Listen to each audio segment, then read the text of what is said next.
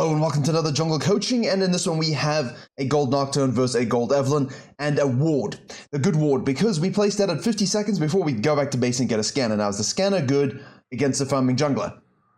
Not really. Not very good at all. In fact, I'd rather have another ward actually after this one to place deep for second rotational tracking, because if we place this at 50 afterwards, ideally closer to a minute, just in case of slowness, but you know, she's going to get leashed here, go to this, it should show up.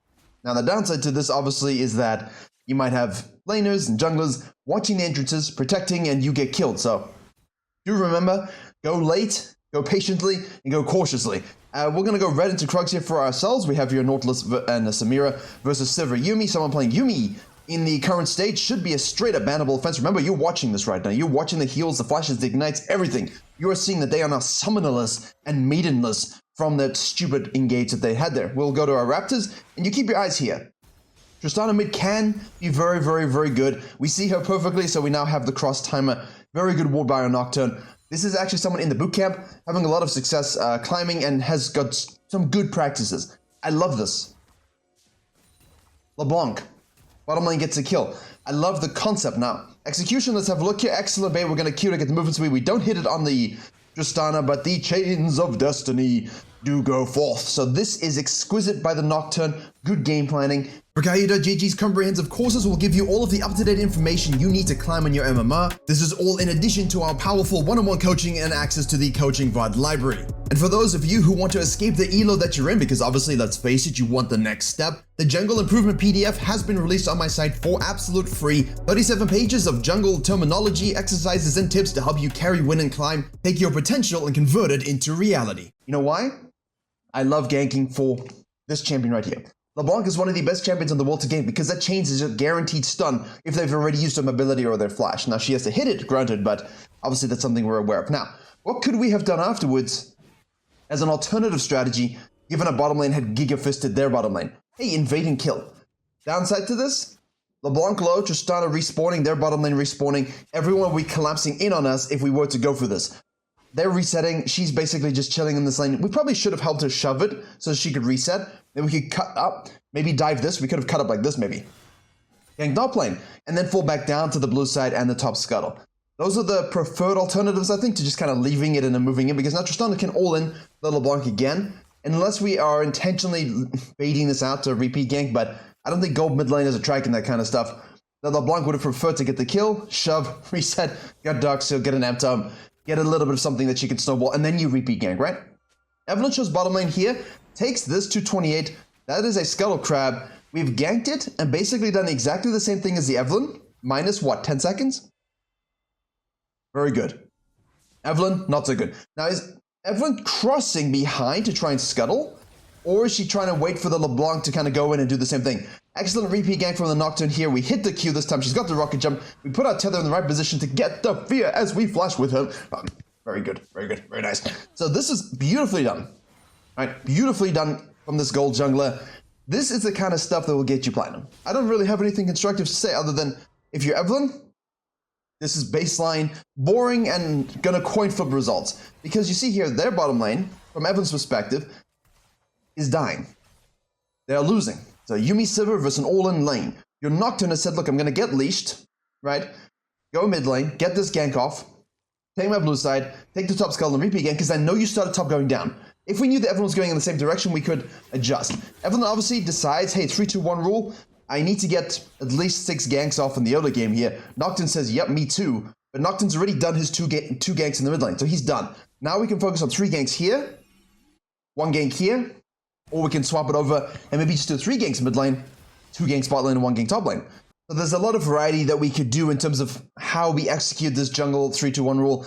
And for context, it's a video I just released on the main channel. The whole principle is you make 6 ganks by, say, 10-12 minutes, 3 on the lane you want to camp, 2 on the secondary lane, and 1 on the third and final lane, just to make sure it's okay. But you can always like take that 1 gank and put it into the other 2 lanes if you wanted to, right? Or 20 rule, if you will. Now, the point of the Nocturne's clear here was, hey, I'm not going to AFK sequence and chill. Like, that's what the Evelynn's going to do. So I have the advantage here of, I know she's going to full clear. I know where she is. I know when she's crossing mid lane into the blue side. So I can very easily wait, bait, get the kill, and repeat gank. So it did work out very, very nicely. Now we know the Evelynn gank's top lane. We have the numbers of jungling. We know straight up that She's going to be sequencing to the Krugs and to the Raptors and to the Wolves afterwards. And for some strange, peculiar reason, this bottom lane here, I don't really know what they're thinking, but I think this is the most important aspect about gold level jungling. If you are playing properly, if you are making your team win with the right strategies, the right sequencing, and the enemy jungler is really coin flipping through AFK pathing, you can take over every game. And I know in a lot of the coachings we've had recently, weak jungling, right? I'm deconstructing it and I'm like, hey, you're doing this wrong and this wrong. And it can feel a little bit negative. Let's be very, very honest. It can feel a little bit negative. This one, I wanted to make sure we took this game because it showcases what good gold jungling is. This is how easy it is to get from gold to platinum, right? You know the enemy junglers where they're starting thanks to the leash, thanks to your ward. You make a good proactive gank. You clear the other quadrant. You gank again. You've got it a scuttle. Out of base, we go straight to the bottom lane. We have a snowballing bottom lane. Doesn't matter if they're losing, winning, we can make that impact possible. We get a gank. From this kill conversion ratio, we take an objective. Evelynn chose bottom lane now, level 5, nothing to do other than the top lane gank. Obviously our bottom lane is pushed up, we're going to turn on this. The Nocturne sees this, doesn't AFK farm go to ready, he says let me reactively path down to this, hits his Q, we'll have the movement speed prog, obviously we have the Fear Tether here, get the Fear on the Yuumi, make sure she dies, no heal, and for you, do we get one more Q? Yes we do, and of course the Sivir, careful there, we're using the spell shield, beautifully done once more. So, proactive gank, quadrant clear, into map control, ooh Tristana. Ooh, Tristana, she dies. Versus AFK sequence, nothing. What is the difference here? And the nice thing about this is we're looking at a farming jungler versus a farming jungler. A level 6 spiking jungler versus a level 6 spiking jungler. Evelynn is significantly less potent and lethal tempo Nocturne early. Not saying she isn't. I'm just saying the whole point is, as Evelynn, you can still afford yourself the ability to gank in a quadrant. You can still see this and more deep and counter gank it and so on. And the Nocturne here, out of base, does the gank, gets the fistings, takes the objective, goes for a camp, sees the fight, reactively paths. Now out of base says, hey, instead of going to my bottom side again, I know the Herald's going to be spawning. This is where maybe, even if we maybe get a kill here, because obviously we want to use our ultimate, right? Even if we get a kill here, the Herald wasn't quite spawned, everyone's kind of resetting. We know that everyone's still bottom side there. We saw this, not now, she's obviously base now. We saw that against the Nautilus. We saw her holding the bottom lane tower. We know we have the ability now, because of CS's, right? Full clear, Pascuttle 28, ganks, second sequence 44. Add in a minion kill, a ward kill 46, right? We could very easily still go Krugs, red, just to get that shit off the map, and now float into the top side and cut into her red, or cut in to dive top lane afterwards. Thereby we can fall back to our blue side quadrant, Orange Scuttle, Herald, Wolves, everything's on the map for us. We don't leave something on the map for too long. Now the reason this works in this case is because we know that Evelynn is here. The Herald has not yet spawned, and we know that we have time to snack these and then cut in outside in roll, take this, potentially invade this, or just dive this. Or of course you can alter Tristana again as well. So that would have been a better play in my opinion, rather than trying to shadow the Evelynn up here, trying to kill the Gragas, even if we get the kill, because we know we have that time. We have the advantage here of this, cut into this. If Evelynn ganks, we can ult counter gank too. So we don't have to sit in the bush and wait. We're not an Elise, we're not Rek'Sai. We can very easily global ultimate counter gank. That's what makes us a little bit irritating to play against if you are, say, against the Nocturne. So, beautifully done so far. Basically perfect. This, for me, is a little bit of a waste of time. I do know we want to use the ultimate. I do know we're tracking the Evelynn to come topside here. Ult, Fear, Flash, wasted. You see, if we don't know if the Gragas has Flash, I don't really want to waste it, right? I want to use it on something I know now. The benefit here is excellent tracking. You see the tracking there on the Evelynn? We know that. She shows up top lane. She puts through the full charm. He flashes it. She gets it anyway. She will get the kill here with her ultimate. See, now we're ulting this for the counter gank and changing the nature of this entire thing because Evelynn won't be able to see where Darius went to flash in. She probably still gets it.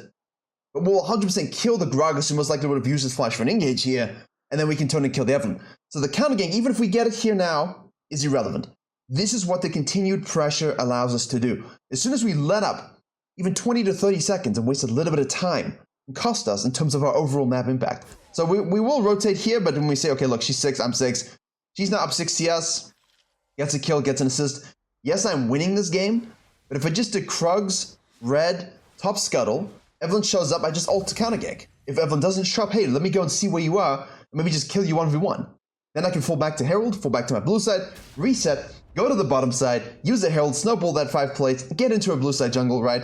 So for me, that would have been more flowy, right? And purely because we know that Evelynn was holding this. If you're tracking your CS, you know, oh, she probably has a Grump she can fall back to, right? So always track the CS when she shows up in these scenarios. 40 would mean, okay, you most likely have this available, all right? Your blue spawning, you most likely have your blue available. So now we're forced basically to secede control. Here we're going Grump Wolves. No, because now if we're gonna go back up here and loop back up, we're spaghetting a little bit. We might as well have done blue Grump Wolves if we want to keep the sequencing tight, then just loop around the top here into the river. I don't like going Grump Wolves and skipping out on this, right? I know we're getting level 7 and that's what we're focused on, but it's still a buff, it's still useful, it's still experience and gold. There have been moments where we could have just taken it within the flow and we didn't. So it's a little bit jarring, I think, in this particular case, but not wrong or incorrect, right? Now we're going to snack this to win. Obviously the issue is Evelynn in the area, but we're going to ping this because 99% she should have full on sequence down. If she got a whole bunch of stuff, she goes down to the bottom lane. They're snowballing this as well. So instead of having a game in gold and so on, where we're looking at like why your laners are inting and how we can stop them inting and how you can carry them if they're inting, obviously they're going to start to dive in this elo. Hey, look, if Evelynn shows up and gets a free kill here, who's surprised? Is anyone surprised? No one's surprised. LeBlanc is she chasing the clone? Oh, look what happened. We're gonna ult the top lane here though after we snack that Herald though. We know we don't have the flash reset spell shit perfectly in the ultimate. Lethal tempo activation, extra range, extra damage, extra DPS. We can now use it here. So this, it's like the jungle mistakes video on my channel. Jungle tips video, if you will. I renamed it. Do we have the killer instinct to win this game? Because we've all been in these games. And most of the time we'd like to think we win. But a lot of the time we also lose because teammates with the lead overcommit and give shutdowns to enemy junglers, enemy laners, and so on. Right? And we obviously the new Herald buff and debuff and the turret buffs means we don't actually even finish this. Now in theory, Evelynn could have seen this and easily gone to counter jungle and cheesed your bottom lane again. In another elo, with a better Evelynn, this could have been a huge undoing of your bottom lane's lead. Whereas if we did this, counter gank this, or just go in here and kill, you get a lot more denial. And then basically, essentially, once you fall back into all of this, you can just ignore your blue side, right? You can just cut across mid lane, use the Herald here, and just cut into a blue side and just go and kill her again. So that killer instinct at the expense of your own quadrant, your own camps, can be a really big deal. When you're looking to end games and snowball winning lanes, you know what I mean? That's the kind of stuff we look for. So, overall though, still super good. But at the end of the day, you have to realize you have 7 out of 15 KP. So your team are winning. So playing around winning lanes, what's the whole goal? What's the whole philosophy when you have winning lanes? Shut down the enemy jungler at all costs. Do not let them show up at all costs. So like, we're looking at this now. Evelynn could have very easily gone back to the top side. She also could have very easily swapped down to the bottom side and could show up here, right? Because the dragon play. She does in the end show up in the mid lane here. She's able to get the kill on the LeBlanc, and that's... She's now a level ahead of us. You see what I'm saying? Oh, no. Oh, dear. Well, then. She does have ult, though, so she'll go over the wall. We do have ult, but we lose vision. No, we don't. We regain it. Kill, kill, kill. Nice. Good on you, mate. Very nice. And, of course, you see what I'm saying?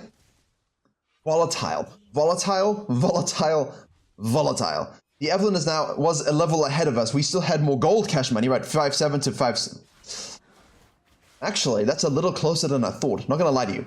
It's a little closer than I thought, but a lot of that's to do with the shutdown. She just got that shutdown. You killed her, so now she's gonna come out of base with Rocky Bell plus Sorkies. So, you see how very easy it can be in gold? Just straight up relinquish our lead if we don't play it properly. And it's got nothing to do with us necessarily. Like, if you're in high elo, sure, you can do these things. But in lower elos and mid MMRs, you need to understand that like the jungler is the comeback mechanism, right? Your laners are winning. The only thing that can stop them winning is the enemy jungler. She did a good job here.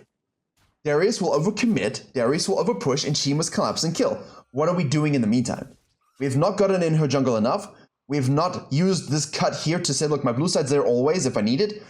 Crab, Herald, red side, counter gank. That's my focus right now, right? My focus right now was this little area here, not I'll wait for you. Or my ult, Gragas first. you give her counter gank potential. You give her the opportunity to react once you leave. Because now if you sit and wait, is she coming? Is she not coming? So, killer instinct, my friends, very important. And of course, that blue was just unnecessarily on the map for way too long, right? There's no reason for that, and blue should have stayed there. Very simply, we could have done blue, Grump Wolves, loop back and done the Herald exactly as we did. Now our bottom is going super deep again. We do have a Yuumi on an Evelynn. As disgusting as Yuumi is, Evelynn with a Yuumi can still do a lot of work here. Fortunately, we've got CC, we've got Vision Denial, and so on. There she is again, level 10. We're level 10. I don't think she deserves to be level 10. We do have ult up, though. Flash is up again, though. See, like, we're wasting our ult. And see, so, the first flash we didn't know. So we went through ignorance. But we should have said, hey, look, does he have flash? If his response is, I don't know, then I'm not ganking with my ultimate. Then I'm going to prime myself for fistings and counter gankings. Now, obviously, we go back to base and a ward. Evelynn shows up here. We're going to give another shutdown to the Evelynn. The Groggs is going to show up. The Evelynn ults absolutely nothing, which is kind of funny. You're putting yourself in a really... In-game, you might see 21-9, but I guarantee you, you're starting to get nervous, right? You're starting to get nervous. You should be. Oh dear, Evelynn? Evelynn? Where is she? We know someone who doesn't F key or click around the minimap and get information, because that was a free kill. Definitely should have been a free kill. Now Gragas is here on the Darius. Does Evelynn hang around here? We're going to get this hookity hook. Should get bleed proc plus kill. There we go. Flash bonks. You see what I'm saying, though? You see what I'm saying, though? Yeah. Very, very important to shut down this Evelynn, to prevent all of this happening. And obviously the volatility of her camouflage is important. We don't have ultimate here. We have the Yuumi. We missed that Q, go sideways off the map. Our sequencing has been good, but you're still up a camp. So we could have made it better. So it seems like, hey, look, this is how you get to platinum. Yes. If you play like this all the time, these little errors are not going to hurt you over the course of, say, 10 games. You'll still win 7 out of 10, at least 6 out of 10. Well, that's just unlucky, but that's 3 wasted ults. First one we went to flash. Second one we went to flash and died. Third one we got nothing. So our ultimate usage needs to be, the selection needs to be better. 100% needs to be better. We scanned, they would have seen this, so make sure you understand that. Evelynn goes back in with the Yuumi, the Nautilus hook does hit. We're going to hit that, the spell shield again, used on the Gragas ultimate. We get the knock up on the Yuumi. Can we kill her before she reattaches? Yes, we can. Kill the cat, kill the cat, kill the cat. Nice kill. Come on, keep diving, keep diving, keep diving. Smear's tanking for some reason, but whatever, we'll take the kill. And now we reposition and leave. So, the fact that our whole team has the lead, and we're playing well enough to support them, and we're ourselves fed 7-1-4 is great. I'm telling you, if you're in this kind of game, and you don't have at least like 80% KP, or at the very least 30% KP, but the enemy jungle is 0. That's the way I would play it. These kinds of games, I Flame Horizon enemy jungler, they have 0% KP, and I have 30% KP. Because I don't need to intervene. My teammates will still win the stat check because of the fact that they win, and no one's responding. Like, my top laner has a lead, their top lane is behind, they're just going to keep fighting each other, and my top lane is going to win as long as they keep doing that. The variable is the jungler showing up, the support showing up, and so on. I just make sure that there's no CS gain from the enemy jungler, because I'm counter jungling, pushing waves, holding waves. Let your team have the fun, and just control enemy jungler. The fact that she will be level 11 or be close to it, and you see, like, we're farming Grump while we're fighting here, right? What's the next step we could be doing? Like, we fall back to this, like, just go in here, right? She shows up, we just kill her. Then we take this, she shows up, we just kill her. That's what I want. Not falling back to a quadrant, so that our team is here fighting and being picked, and we're here. We cannot rotate to this. Nocturne can. Most of us cannot rotate to this. And now we're waiting. There's the Evelynn. I don't like that she's as far ahead. The Nocturne's gonna ult in here with our team. And again, wasted ultimate. Like, you're not... You have the Hex Drinker, right? But you've got the... There's too many things for you to spell shield. You can spell shield the slow, you can spell shield the full trub, but you can't spell shield the Yuumi then. You're not going to be able to go in there and kill and get out at this stage of the game. You don't have the burst damage, and it's, again, still a Yuumi. But then Evelynn, who is getting herself fed. Slowly. Could be killings here, but don't waste your ultimate on laners with flash up. It's the best thing. Does he have flash? Yes or no? Okay, if you don't know, I'm not wasting my ultimate. I'm going to go do something else. If Evelynn shows up, I'll rotate and react with my ultimate, okay? Thumbs up, good, enjoy yourself. If you know it's not, if you know the flash is down, you say, yeah, Nocturne, it's down, okay, I'll come. Because then it's worth the invest of time. Now, obviously, we're at 63 seconds at this stage, and we will be at what? Currently, 49.72. You gotta love the ultimate hunter stacks, plus ability haste and all those good things. Gragas is moving on down. Dragon is available. We kind of want to look to bait a fight here. So I think maybe our sequencing, we get caught up a little bit with it too much. A little too much sequencing, but this is how you get to platinum. Play like this, it's good. Like the enemy jungler's lackadaisical beginning is not going to make up the 0-10 Tristana. Tristana's 0-10 because of you. You made that happen. So it'd be really sad to lose because the enemy jungler did more than you afterwards. Well, see, this we can ult. We do have flash, but I don't think we need... Yeah. That is normal. 100% when you camp and destroy a laner that hard, especially if Tristana early wants to snowball with the all-in, you'll make them mentally AFK. Hardcore mentally AFK. Right, let's go ahead and take this Dragon, and then obviously we've got Darius splitting on the top side. Wouldn't surprise me if we just see like an Evelynn shop like kill the Darius. I mean, what else are you gonna do? There's nothing else you can do. Let's see. Yeah, there you go. You're giving up the dragon. Your Tristan is basically inting at this stage. Nothing else you can do. That's what the Nocturne does. Ask yourself what the Nocturne should do in this moment as you see this. What should he do? Think about it. No. Nope. Your team can handle this. Right? Evelynn just got these things. LeBlanc is in base. I'm not interested in a 3v4 at all. What I want to do here... okay, look. We have ultimate up in what? 25 seconds? We ping it. And then we go into the jungle. I want to ward, clear, snack, and push. So I would probably go here, push this up, take this into this, so I can rotate towards the fight should it happen. And my ultimate will be available for that reaction. LeBlanc's also coming out of base, fresh buy, 2 items. If we need to fight, 2v3, 2v4, I'm pretty sure you and LeBlanc can handle that business. Now we're currently compromising the experience gain and denial, as we chase down unnecessary kills with our team. Now obviously we're activating the Herald, but you see now what I would like to do is go push this one, activate the Herald, try and maybe, just, like, you don't even need to do the Grump of the Wolves, I suppose. You could just like full and activate this because your team's here. You're Nocturne, you have ultimate, you can rotate over. Problem is we don't have Darius and they're going to have 5 soon. So we're probably most likely going to get an inhib here. And this is the absolute fine play. Is nothing wrong with this play. Bear in mind you can do this.